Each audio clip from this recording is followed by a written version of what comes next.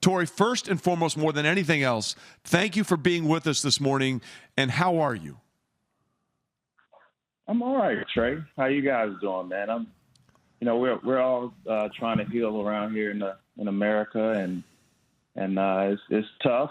You have some anger, but at the same time, you just can't act on that. It's okay to have the anger, and I think all of us are going through it right now. Not just blacks. We're angry, but there's a lot of people outside our race are pretty upset about it as well.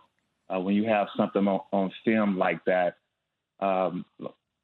George Floyd with the knee in the back of his neck. And I always will say, if you think about it, I always go biblical, man, or spiritual. I say God breathed life into our bodies.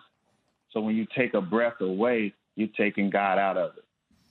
So it's and to see it on film and see this guy who can't breathe and calling out for his mother, who died 2 years previous, the life was being sucked out of him. Everybody saw it, and we're a part of all of that. No matter what color you are, when you see that, you see your son, you see your dad, my brothers, and I found myself up at 3 a.m. the next day crying, like, please stop killing people, stop killing my people.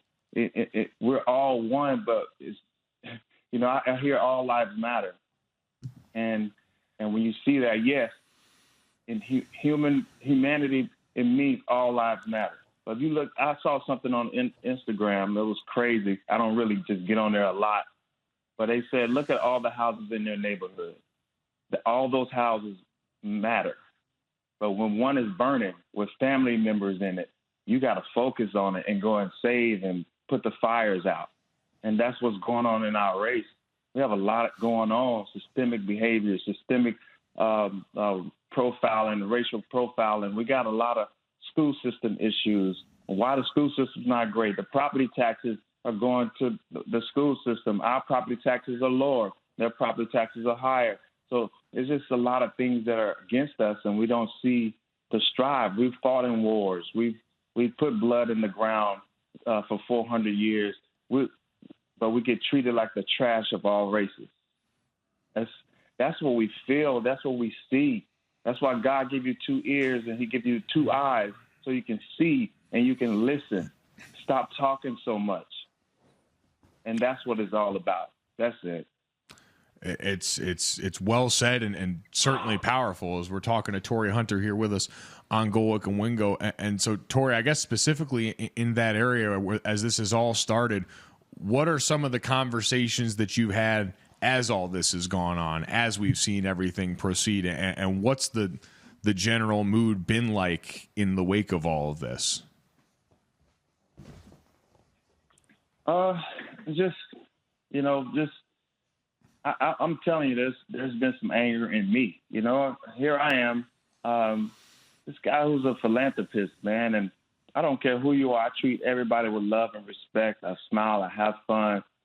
But, my past is my past and my present is my present. I've been pulled over and asked, do you have a gun and drugs in the car? But you just said I didn't come to a full stop at a stop sign. So why would you ask me if I had guns in my car?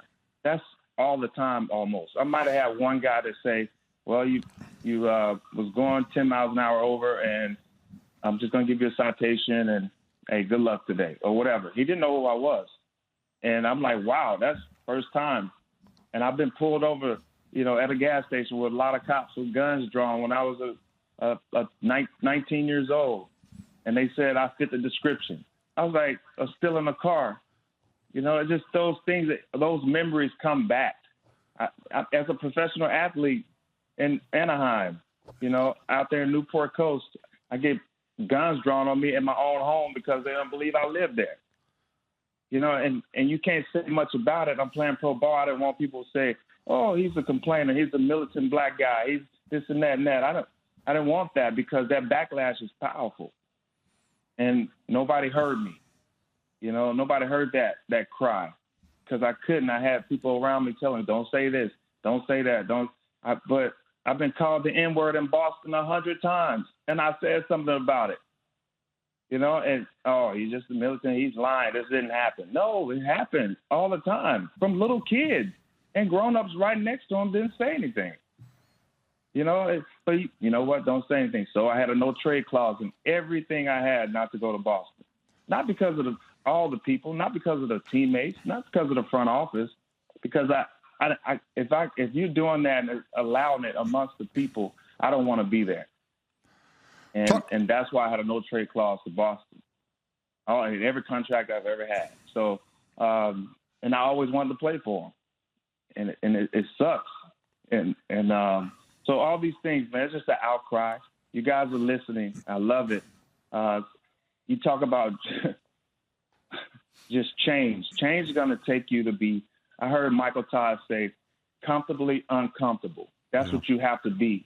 You have to be able to invite people into your home and get to know them. Us as African Americans have to invite more whites and Asians and Latinos, everybody. Invite them in your home for 1 or 2 days and just have that conversation.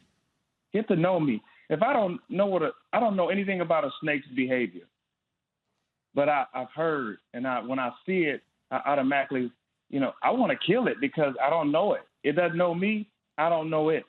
So I just know that it's poisonous or maybe poisonous because I heard about it. I heard it's going to bite me. If it bites me, I die. So I kill it because I don't know much about it. I have no relationship with it.